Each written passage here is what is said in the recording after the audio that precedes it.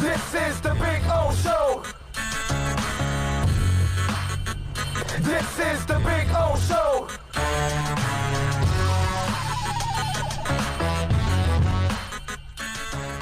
But Derek Carr met with the media on Tuesday, and he was talking about the way he's kind of been viewed.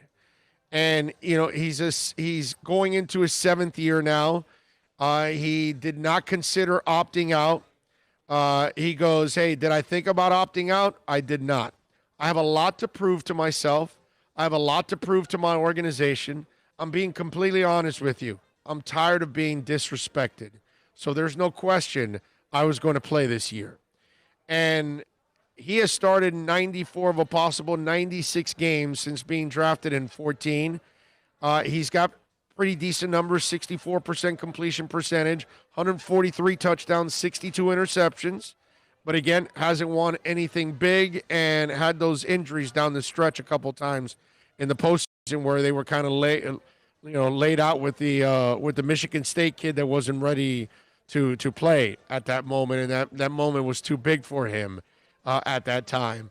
And so, and he didn't play. He played well last year, but he does have. I'm a Derek Carr fan. Now, Derek has had a couple of injuries, and he hasn't gotten over the hump.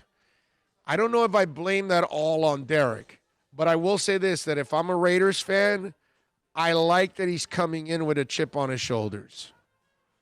That's how Tom Brady lives his life. That's how Russell Wilson has lived his life.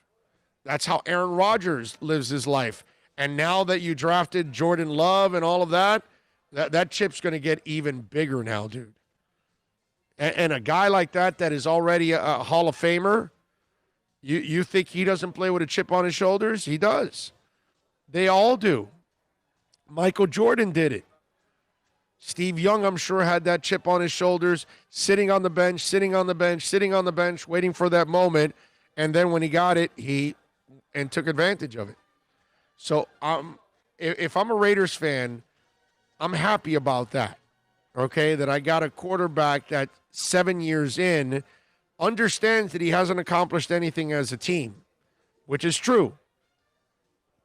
But there's a lot of players that haven't accomplished anything as a team, and they're making good money, and they put up decent stats, and they're happy with that. They're content with that. And I think that if you're a Raiders fan, you have a quarterback that's not content is good. The guy that thinks, well, no, I played well, it's all the people around me is the problem. That doesn't help, and especially from that position.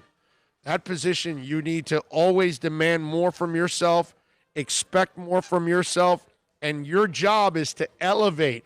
While maybe you've put up stats, maybe you haven't done a good enough job to get the best out of other people around you. And I got to say, I like the fact that he has that Rodney Dangerfield type of attitude. Hey, I get no respect. I like that. I think it's, like I told you, you can point at some of the best players in the history of the game, dude. You think Larry Bird didn't play with some kind of motivation? There's a reason why these guys are as great as they are, because they convince themselves that you don't believe in them, even though you may. Tom Brady right now, he has this thing like he's been disrespected to the max, and he wants to go out and prove it. And it's not just Belichick. Some people, he probably thinks people in New England think he's done. He probably thinks people around the NFL, well, he's lost it. He won't be the same guy. Can he hold up all that?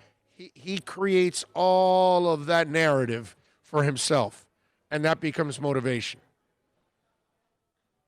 So I like to hear that from Derek Carr. I don't care about the Raiders.